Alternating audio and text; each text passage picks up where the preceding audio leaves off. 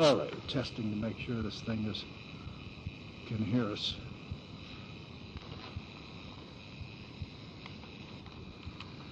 Okay, this is November the 29th, and we're talking to Jason Hart about his experiences at St. Lawrence and what his Catholic religion means to him in general. So why don't you start off, Jason, by telling us who you are, where you live, what you do, and how long you've been associated with St. Lawrence.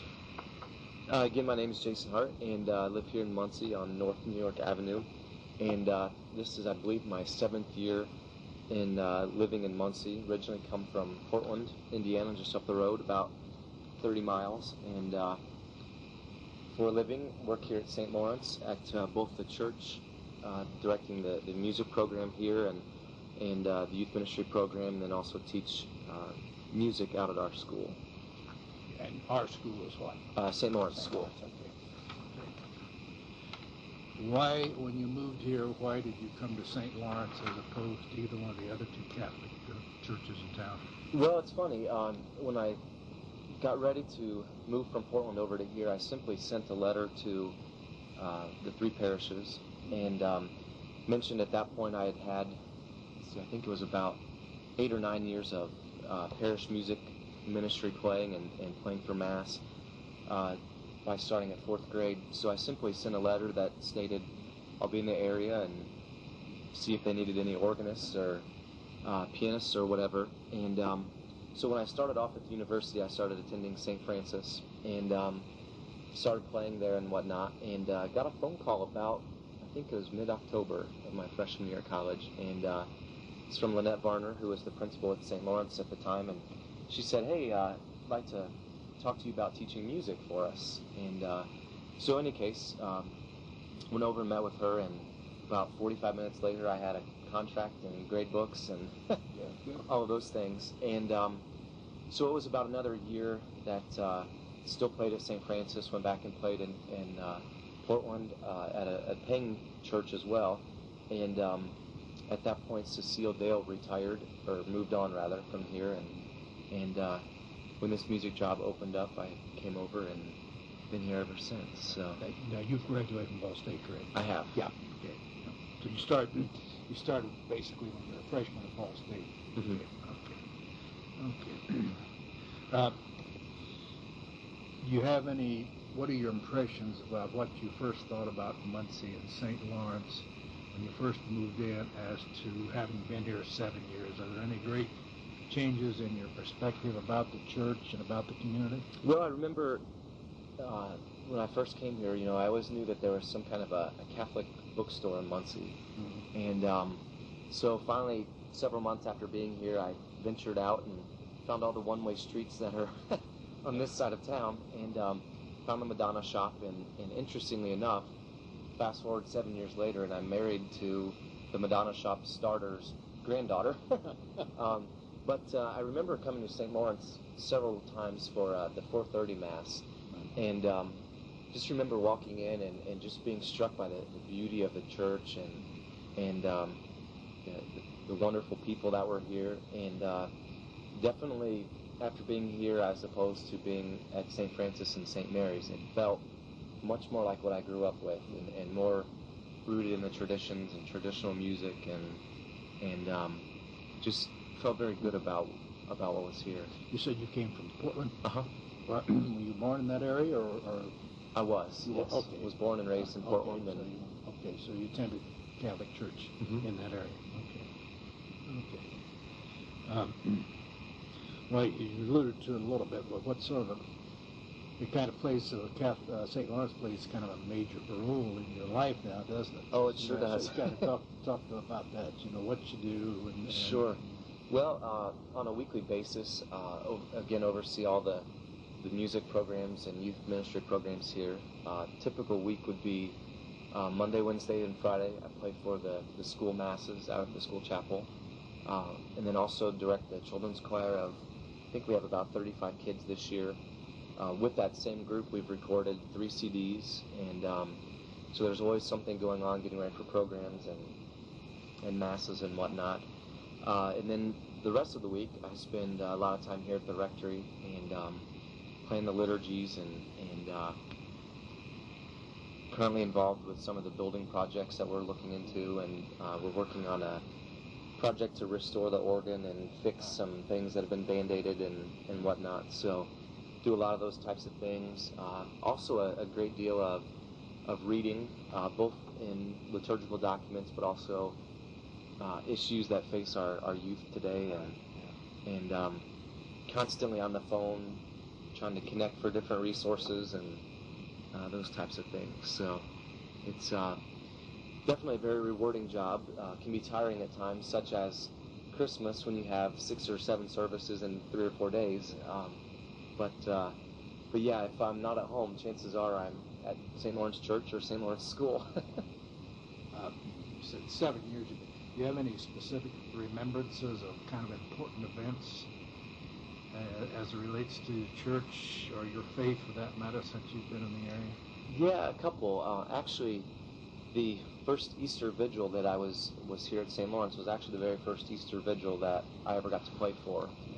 Growing up, I was always kind of the low man on the totem pole when it came time for the big holy days, and that was really special, I guess, for me to be able to do that, with it being the most holy of days, liturgically. But then also, just this past January, when our daughter was born 2 months early, and in fact, a lot of complications with Maria, my wife, and whatnot, it was very reassuring here, just all the support I had from the parish family. And I think that's unique to what other places could be, as far as I think you can easily hide and no one really notices much. But sort of a family feeling here. It sure is. Yeah. It sure Is your wife Catholic? She is. My wife grew up here in St. Lawrence as her parish. Was baptized and raised here, and she attended St. Lawrence School up until middle school, and so St. Lawrence has always been a big part of her life, and I think because of that, she is very much so, even more supportive, of the things that we do here, and up until we had the baby, she was helping hand in hand with the youth ministry activities and all of that. So, were there nuns in Portland at any time in your school? No, we had no sisters. That was okay. Okay. What about remembrance of priests that were made a special impression upon you? Your feeling about the priests that you've encountered over the years, and how they have influenced you. Well, I was baptized by Father Kenneth Raychek, and he and I had a very, very good relationship. Even though I was only about 5 or 6 when he moved away, I can still remember him. And for many years, we went to St. Joseph's in Elwood, where he was then pastor, and every time that we were there, we'd go out for dinner with Father, and just a good guy. But Father Joseph Grace replaced him when he retired, and he was my pastor for, I believe, 12 years. And I could go on for hours about Father Grace, and just can think of no one else that was as holy and just really lived his life as we're all called to do. And I think he was pretty gutsy when I was a little 9-year-old boy that said, "Father, may I play the organ for Mass?" And he said, "Sure." And I guess that was pretty trusting, I guess, or maybe the Lord said, "Yeah, give this guy a try." But I think he's played an incredible influence in affirming the Catholic faith for me, and noticing the importance of liturgy and staying rooted with our Catholic traditions.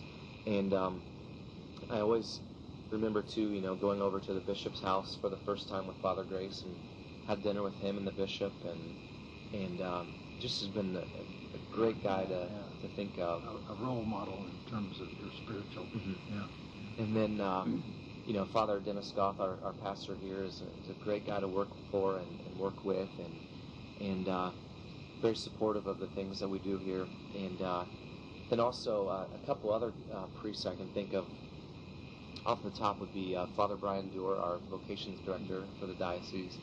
Because when I first started college, was discerning very much so. Am I called for married life? Am I called for priesthood? Those types of things. And he was very supportive and very helpful as far as for spiritual guidance, and actually did some seminary visits with him and did a pilgrimage to Italy, and we still talk probably once or twice a month and whatnot. And then also, I guess the last one I can think of as far as more related to Muncie would be Father Mike McKinney, who was the associate pastor at St. Francis when I first arrived, and he introduced me to the Liturgy of the Hours, because that was something that was foreign, and in fact gave me my first breviary, and I still use that every time I do worship aids for St. Lawrence, and think back to Father Mike McKinney on that. So, but so overall, some incredible experiences, and you always been interested in music when you were a youngster. Okay, so you kind of knew that that's the direction you wanted to go. Yeah, I started piano lessons this summer in between 3rd and 4th grade, and it's interesting, we didn't have a piano at the house, but at Immaculate Conception in Portland, we make our first communion in 3rd grade instead of 2nd grade as we do here at St. Lawrence, and the money that I got from family for first communion, I chipped in half of a electric piano for our house, and just 6 months after that was when I started playing organ for Mass, and that was actually at Christmas Eve for our children's Mass, so have an anniversary coming up, I guess, here in a few short weeks, but I think it's neat to see how I was able to fund starting to play, and then here that's what I do for a living now. So. You went to Catholic school, and your wife went to Catholic school. How do you feel about that for your children that will be coming along? Sure. Well, actually, I was a public school kid. Oh, you were? Okay. Yeah, the school at Immaculate Conception had closed in the 70s, so unfortunately I didn't get to take advantage of that. But I see did you have any Catholic school at all? None. No, okay. None. Go ahead. So it's interesting. However, I wish that my parents would have been able to do a half-hour drive every day to come to Muncie to get that education. But after teaching in a Catholic school, I don't know that I'd ever want to go to a public school. Just the uniforms are incredible. It seems to create an immediate discipline factor right there alone. But the kids just are so respectful, and being able to have a crucifix on my wall is an awesome thing. I do a lot of work with high school kids in the summertime for a marching band at a public school, and it's just a complete different breed of kids. Not that they're bad, but it's just nice to be able to relate our faith in any subject that we're talking about, and but not only that, but getting to celebrate the sacraments together, and being able to pray together, and just things that would never get the opportunity to do in public schools. Okay. Have you or your family or someone close to you experienced any sort of anti-Catholic attitudes or behaviors in your life? It's interesting. Myself, I don't know so much about my family, but for myself, with going to Ball State and I majored in religious studies, ran across a lot of folks of a lot of different faiths and different views, and I can recall several different heated debates about, well, you Catholics do this or you Catholics do that, and I was just dumbfounded at how ignorant people really are about our faith, and I guess I would love to see their minds at seeing us Catholics, come in and get on our knees and bow our hands and heads down at these statues, and all these things that just aren't true at all. But on the other hand, it was also nice in the sense of a faith sharing that almost could develop, in that being able to sit down with people and explain, that's not really what we believe. Let me share that with you, and then when they finally understand what it is we do believe, the respect that they then have for that. Builds a tolerance of the different viewpoints. Sure. I remember one day in a particular class that wasn't exactly one of my favorites, that I had my binder in front of me, and inside of the binder I had slipped a book about Maximilian Kolbe. And it was a small paperback, so I'm reading away, and a classmate of mine leans over and she said, "What are you reading?" And I said, "Well, it's just this book about St. Maximilian Kolbe from World War II and whatnot." And so anyway, I gave her the book and I said, it's yours if you want it. And so she took it home, and it wasn't 2 or 3 days later she came back and she said, "I couldn't put this book down. He just amazed me." And she was just so drawn to it. And I thought, well, I'll never know if it does anything, but 20 years from now, maybe she'll remember it and, and have a good experience with that. So basically, you're saying that it's really no overt kinds of anti-Catholic things in your life, just becoming involved with people who really have biased viewpoints, very strong biased viewpoints towards what they believe. Right. Yeah, and a lack of tolerance in some way of different viewpoints. Yeah. Do you think that's getting better in our society, not in the world, but in our society? You talk about the world, you're talking about different Sure. stuff, but in our society, you think that's it's hard to say. So many people, of course, when a lot of my schooling was going on, at least, so many people were thinking about only what the news said with the pedophile priests and sexual abuse and all that crap. And in any case, it really hurt to know how people could easily just say that all priests are that way. And I remember being so angry at the news and the fact that they were ignoring all these other professions that are worse, but yet I also am respectful of history in that we've had much worse things, accused of us, and the church always sustains through that. But I think with the recent passing of our beloved John Paul II and the election of a new pope and all that, I think it's kind of helped open up some new dialogue, and people, I think, kind of could see that the Catholic Church isn't as mysterious or as secretive, as what they might have thought. But I think it's interesting that he made a visit to Turkey. It sure is. Yeah, I applaud him for doing that. I just think that, yeah, because he very open-ended could have very easily said, "I'm not going." Yeah, but they're so militant in their attitudes, and needless to say, there's a section of them that are just plain dangerous. Okay, just the world's changing, and we alluded to that a little bit, and it's kind of a dangerous place. But how do you feel about the St. Lawrence Parish's future as St. Lawrence? Think it's going to grow? You think it's going to struggle? Going to change? You have any thoughts about what St. Lawrence might be 10 years from now, and what the Catholic situation in this area will be 10 years, just as an illustration? Sure. Well, I, of course, as working here, pray that it will continue to grow. I think that we're definitely getting into a great point in the church's history as far as there's a wonderful opportunity for growth, and a lot of people starting to gain some momentum, or at least it feels that way. And I think if we really look at what the Gospels are calling all of us to do and to live our lives and share our faith, I would only hope that we would continue to grow. It'll be interesting to see, and hopefully I'll be around long enough to see that. But I think if anything, as you listen on our weekend masses now, and every mass has many babies that are making noise and all of that, it seems somewhat promising in that regard. But I think the Lord has blessed St. Lawrence with 100 and some odd years now, and I think He will continue to bless the efforts here. Okay. Any other things that you think that you might like to add to the conversation? In terms of St. Lawrence, your Catholic faith, any other observations that you feel that you'd like to make?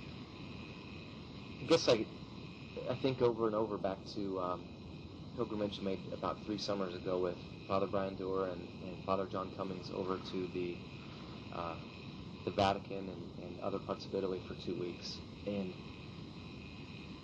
seeing things that we've always heard about in Sunday school or CCD classes, what have you, and reading about for example, Paul and St. Peter and St. Paul's captivity in Rome and all of that. And then later finding out, once I started working for St. Lawrence, I can recall standing in a prison cell that all three of those guys were kept in Rome, just down the street from the Colosseum.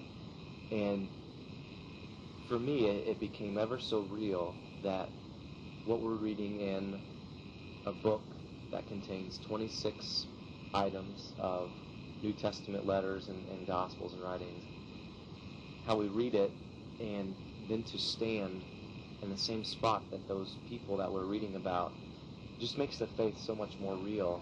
And, I remember we had clearance. They had just recently started doing what they call the Scoffy tours under St. Peter's Basilica, and standing about, I don't know, maybe 8 to 10 feet at most away from the bones of St. Peter. And just thinking about, that guy walked and talked and hugged our Lord and received the first Eucharist at the first Mass and all that, just really was a great way for me to say, hey, wake up, this faith is real, this faith is alive. And then, to talk to some of our brothers and sisters that then deny that faith, or, I have some family members that I'm sure my grandma and grandpa are absolutely rolling over in their graves if that's possible, because they've, been raised in the faith and just completely turn their back away on that. And I pray that never happens with me, but I guess it just seems to be something that, especially in today's world, why would you turn your back on your faith when that's about all you're assured of anymore?